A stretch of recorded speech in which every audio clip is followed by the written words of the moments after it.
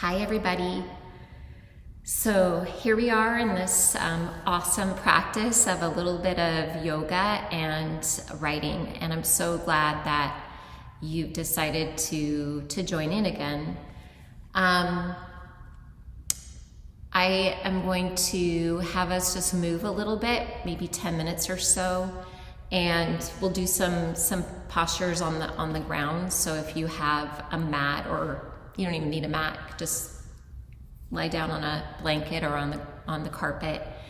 And the purpose is just to kind of clear out any kind of tension or things that maybe we've been fixated on, and get ourselves to be in a place of more centeredness and breath. And that way when it comes for writing time, the hope is that we can really tap into our authenticity and just let it pour out onto the page. So I like to say that we're right here, right now, and both spellings of the word right here, right now.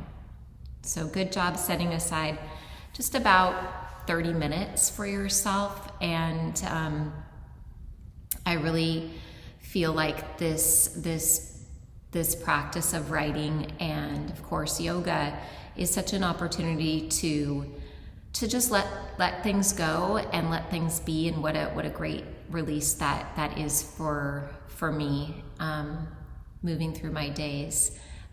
So there's just a bit more connection to myself, to my voice, and levity and joy.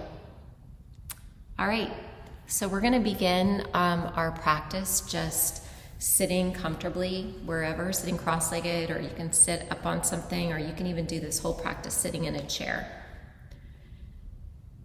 And let's bring our hands together.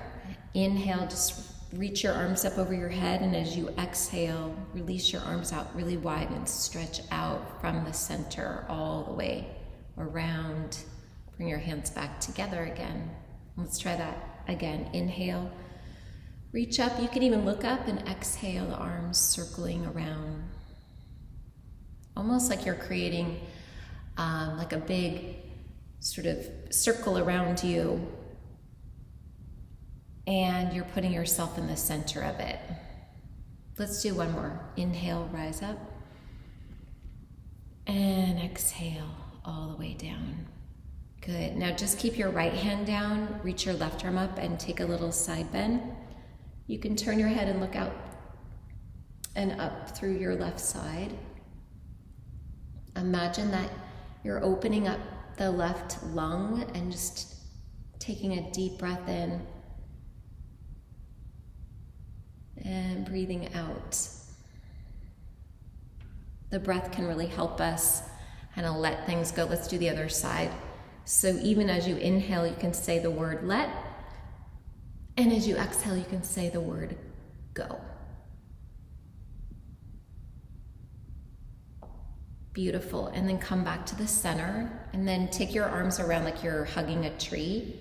Inhale, open your arms out really wide and look up and arch your back. And as you exhale, rock back and bring your arms together into that embrace. So inhale, you're opening and expanding. Exhale, contracting, concentrating. Keep it going. Inhale, exhale. In and exhale out. 2 more times. In, expand, reach out through your fingers. Exhale, draw the navel in. Last one. Out, and then in. Good. And then come back into your center. Place your right hand behind you and your left hand on your right knee. Inhale, rise all the way up towards the crown of your head and spin around.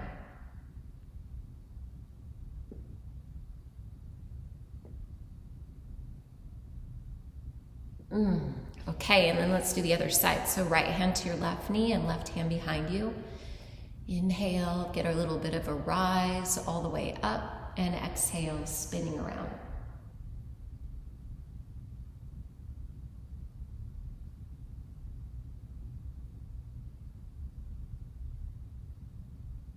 and then recenter yourself. Let's come onto our hands and to our knees. Tabletop position, and just begin by moving a wave through your body. So otherwise known as cat-cow. Nice flexion through your back and extension.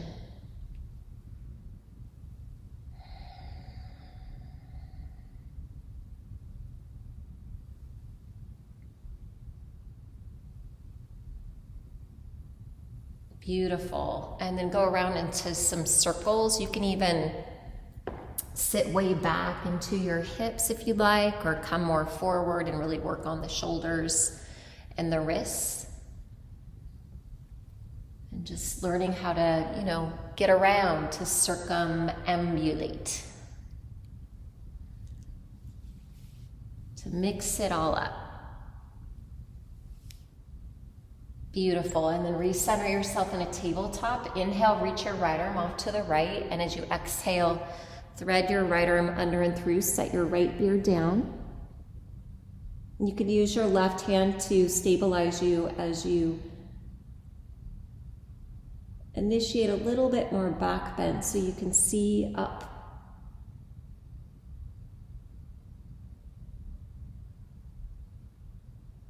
And then inhale, take the right arm all the way back up, set it down, and then readjust on your hands and your knees.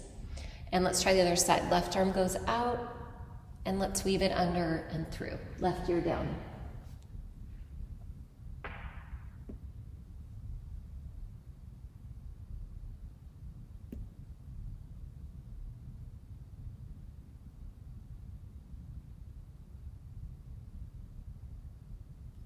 Beautiful, and then left arm reaching all the way up and left hand down. Good. Now let's sit back onto our heels, open up the knees a little bit wider than your hips, and just glide your hands down your mat, or if you're on the carpet, just go ahead and put your forehead down rather. You can also just cross your forearms and put your forehead on your forearms. And wiggle your hips back a little bit.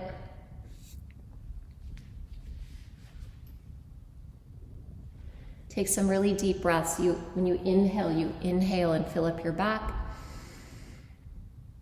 And exhale, release out the front.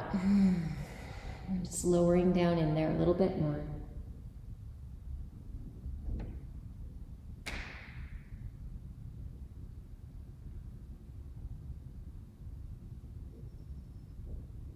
Good, and then we're going to come back to our all fours. And then one more round of cat-cow.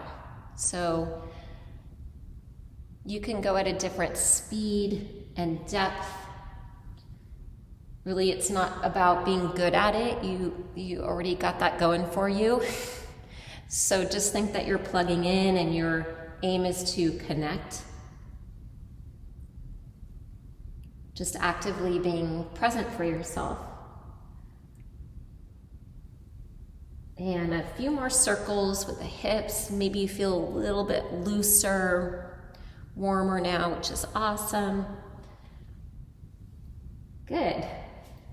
And now we're ready. We're kind of in a better position to listen and to release, to get some words out onto the page. So get set up with your writing notebook and a pen. It's preferable to use pen and paper than a computer, because when we type, it goes a lot faster, and sometimes it just, we can tend to jump ahead, and we want to kind of get underneath underneath things. It's almost like this practice is an opportunity to take a broom and go into all the corners and the ceiling and clear it all out. So it's not about improving, it's not proving, it's as I said before, and how my writing teacher says all the time, write as poorly as possible. The other way I like to say that is just try easy. Pen never leaving the page for 15 minutes. So I'm going to read the poem, and I'm going to give you a couple jump off lines, and I'll read it one more time. And so it's just nice to, I really like it when my teacher reads to me the poem, because it can, I'm then in the position of listening and using my imagination and visualizing as I listen. So it touches that inside of me, and that way when I'm ready to write, I've already tapped that reservoir. All right, so just relax and listen. This poem is a poem that every time I hear it, it resonates with me, and I think you'll know why, because I really think it resonates with any human being. And sometimes our inability to let go, and what an amazing opportunity and invitation it is when we're capable of letting go. So it's called She Let Go, and it's a poem by Reverend Sapphire Rose. She let go. Without a thought or a word, she let go. She let go of fear. She let go of the judgments. She let go of the confluence of opinions swarming around her head. She let go of the committee of indecision within her. She let go of all the right reasons. Wholly and completely, without hesitation or worry, she just let go. She didn't ask anyone for advice. She didn't read a book on how to let go. She didn't search the scriptures. She just let go. She let go of all of the memories that held her back. She let go of all of the anxiety that kept her from moving forward. She let go of the planning and all of the calculations about how to do it just right. She didn't promise to let go. She didn't journal about it.